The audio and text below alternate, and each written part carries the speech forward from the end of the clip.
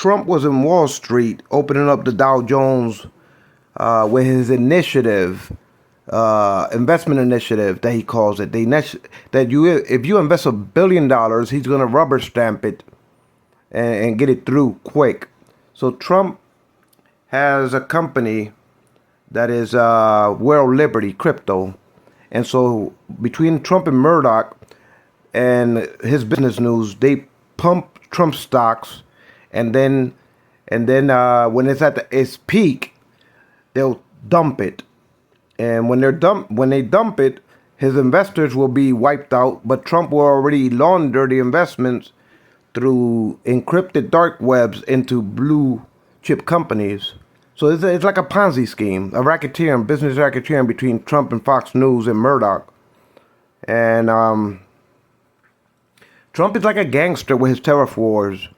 Not only did he come up with an initiative, an investment initiative in the stock exchange, that if somebody launders $1 billion, most likely through his cryptos, that he will rubber stamp their companies doing business in America. And then, like a gangster, he extorts sovereign nations with tariffs in the hopes, like Alphonse Capone, you know, he'll break your windows of businesses abroad if you don't pay up protection rackets in the forms of tariffs. He'll tariff you if you don't pay him for protection. So it's like an extortion racket with his tariff wars globally. He's the biggest con artist grifter that this nation ever. Pump and dump. Remember his fist? Fight, fight, fight. It's only about pumping and dumping stocks. Pumping and dumping stocks. And so he plans to pump and dump. It's a shame. Remember when when he almost got shot? He hides behind his crowds with a movement. Fight, fight, fight. But he's only fighting for himself.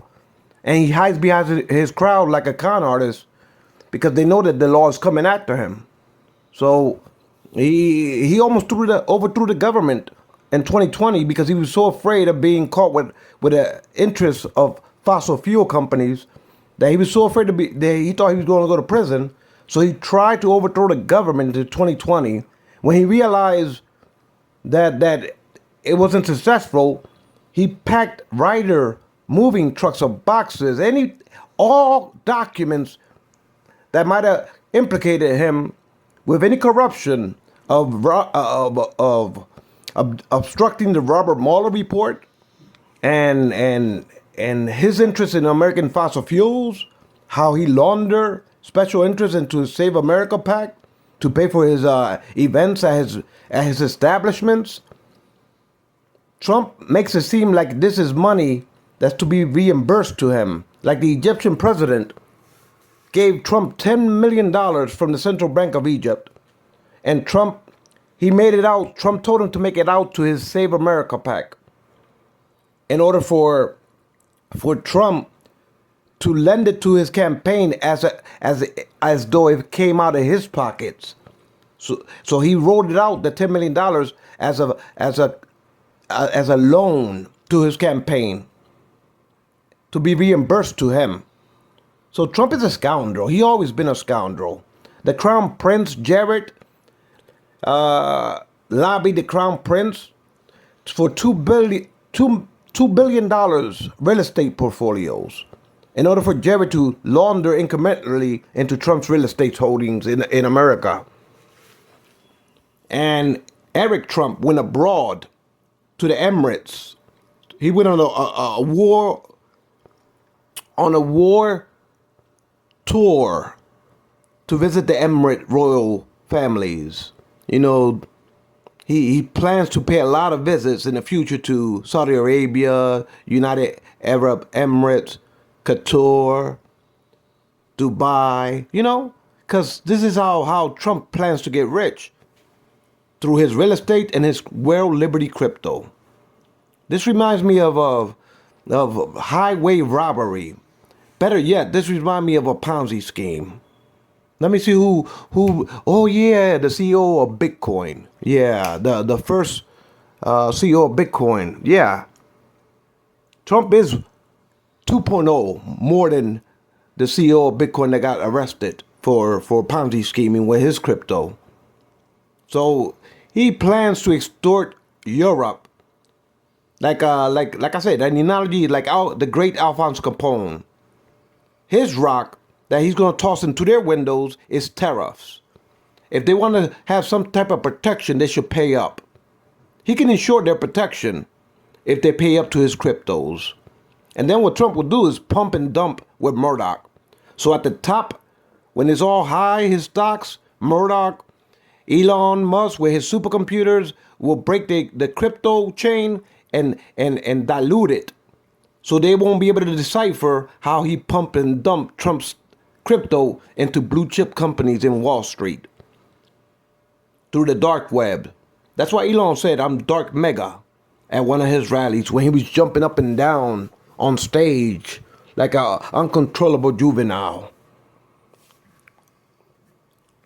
So, in a way, this is when Justice Roberts says, he ruled as Chief Justice of the Supreme Court. He said unlimited campaign contributions. So that ruling allowed loopholes for Trump to create Save America PAC. You know, Trump in New York, he got found guilty of bank fraud, real estate fraud, tax evasion. He was a business racketeer as a developer. $500 million he was found guilty. But since Trump didn't have his crypto at that time, and he barely had his Truth Social media, so he was broke. He was broker than Giuliani. And so he ran scared to Florida and summoned his oil oligarchs. I wonder if some of them had to do with Exxon. But he summoned some of his oil oligarchs to go to Mar-a-Lago for they can be wine and dine. And like, you know, the great Alphonse Capone, Trump likes to wield a bat at his banquet dinners, huh? That's an analogy. Anyway, this scoundrel, Trump, summons the oil oligarchs to Mar-a-Lago because he was running scared because he was trying to get bond insurance companies to post up the $500 million. But no bond insurance company was willing to post it for his $500 million debt of fraud. But Trump uses Save America PAC for this purpose. This is what's wrong with America's politics, that you can use political campaigns to pay for your criminalities. And it's legal, supposedly. I don't get that, Justice Roberts. That doesn't look like it should be legal. Anyway, so Trump in Mar-a-Lago invited his oil oligarchs to dinner. And he was scared because no bond insurance company wanted to offer him $500 million. Because they didn't want to post it because they didn't think that Trump will pay them back. So Trump got scared and ran to Florida. And in Florida, he summons the oil oligarchs to give him $1 billion for he could pay for his Save America PAC fines of Letitia James. $500 million to the courts. He wanted to post it, but he wanted to use oil interest money, racketeering money, laundered money into his Save America PAC. The only one that he's saving is his own ass. When he tells his supporters at his rallies, they're coming after you and I'm just standing in the way. No, in reality, they're coming after Trump for business racketeering, and he hides like a scoundrel of a con artist behind his movement and lets his supporters stand in the way in order for he can keep hiding from the law like a drifter of a grift. Full of trumpery this guy is. So he, as an analogy, this guy reminds me of Gangster as chief of commander with his world liberty. He tariffed Canada 25%. He tariffed Mexico. These are extortion tactics in the hopes that these businesses in those countries will get scared and launder money into Trump's crypto. It's an extortion racket. He's trying to extort China, 60, 80%? The third world, 100%, if they decouple from the mighty dollar. But his tactic is to extort nations in the hopes that their businesses will get scared and launder money in like kickbacks into his crypto, for he can alleviate tariffs on their companies. Whether it be Canada, whether it be France, Germany, whether it be Japan, South Korea, whether it be the Emirates, whether it be the House of Saud. The House of Saud already gave Jared $2 billion. Now Eric Trump went over there to visit more Emirate countries, royalties. Like I think he plans to visit Dubai, Qatar, Kuwait, in the hopes that he can rile up money for Trump's blind trust. Because Trump is going to divest himself of this world liberty. His son is going to be running it. You can bet on that, or Trump trust. But it's definitely not a blind trust. Trump is coordinating all of this behind the scenes. Direct violations of the Emoluments Clause and quid pro quos.